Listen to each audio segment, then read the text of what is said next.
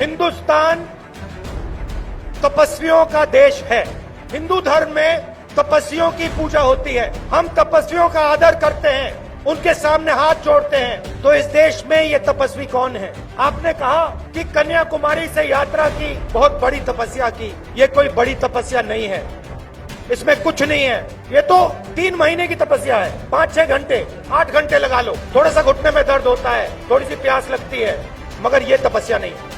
मैं आपको बताता हूं हिंदुस्तान में तपस्या कौन करता है। सबसे पहले कोविड के समय में जो मजदूर बेंगलोर से, मुंबई से, पंजाब से, देश के एक कोने से दूसरे कोने गए, वो तपस्या करते हैं। दूसरे नंबर पे जो इस देश को भोजन देते हैं, करोड़ों किसान और उनके परिवार 4 बजे सुबह उठ के हर रोज तपस्या करते हैं। पढ़ाई, नाई, माली, इलेक्ट्रिशियन, छोटे दुकानदार, मजदूर, ये सब तपस्या करते हैं, रोज करते हैं, जिंदगी भर करते हैं और तपस्या करते करते करते मर जाते हैं। हिंदू धर्म कहता है कि तपस्वियों की पूजा होनी चाहिए।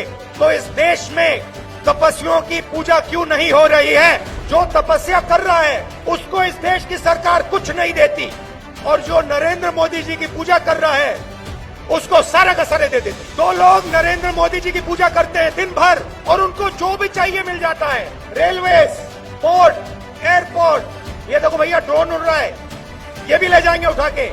सड़कें, बिजली, पानी, सब कुछ। 2 लोग, 5 लोग प्रधानमंत्री की पूजा करते हैं और हिंदुस्तान का पूरा धन उनके हवाले कर दिया जाता है।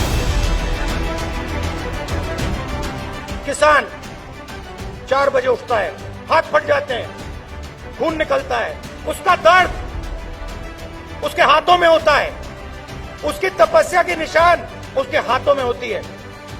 और इन सड़कों पे हजारों किसानों से मैंने हाथ मिलाया और हर एक किसान मुझसे ये पूछ रहा है, घूम फिर कर ये पूछ रहा है, राहुल जी, इस देश में हम तपस्या करते हैं, इस तपस्या का हमें फल क्यों नहीं मिलता? फर्टिलाइजर क्यों नहीं मिलता? और जब मिलता है इतना महंगा क्यों है? हमें अपनी मेहनत के लिए सही दाम क्यों नहीं मिलता? हम बीमा का पैसा भरते हैं, तूफान आता है, आंधी आती है, खेत बर्बाद हो जाता है, रोना आता है, और जब हम बीमा की प्राइवेट कंपनी को फोन करते हैं, फोन नंबर में कोई फोन नहीं उठाता। इंटरनेट पे सब कुछ मिल जाता है, मगर किसान को जो बीमा देने वाली कंपनी होती है उनका एड्रेस नहीं मिल सकता। इन्हीं सड़कों पे हर रोज युवाओं से मिलता हूं, तपस्या किए हैं, पढ़ाई की है, स्कूल गए, बदमाशी की तो मार भी पिटी है, 2-3 थप्पड़ भी लगे हैं, बच्चे तपस्या की है।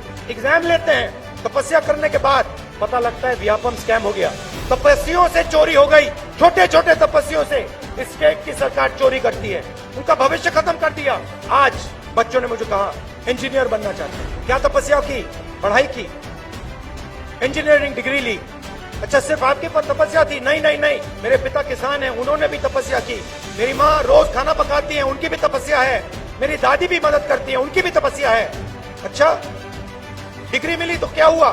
चुप हो जाते हैं, क्योंकि इस देश में तपस्या का फल नहीं मिल सकता। बेटा बताओ क्या करते हो? मजदूरी करता हूं मैं, मेरे तपस्या का फल मजदूरी। मध्य प्रदेश की सरकार ने, हिंदुस्तान की सरकार ने दिया।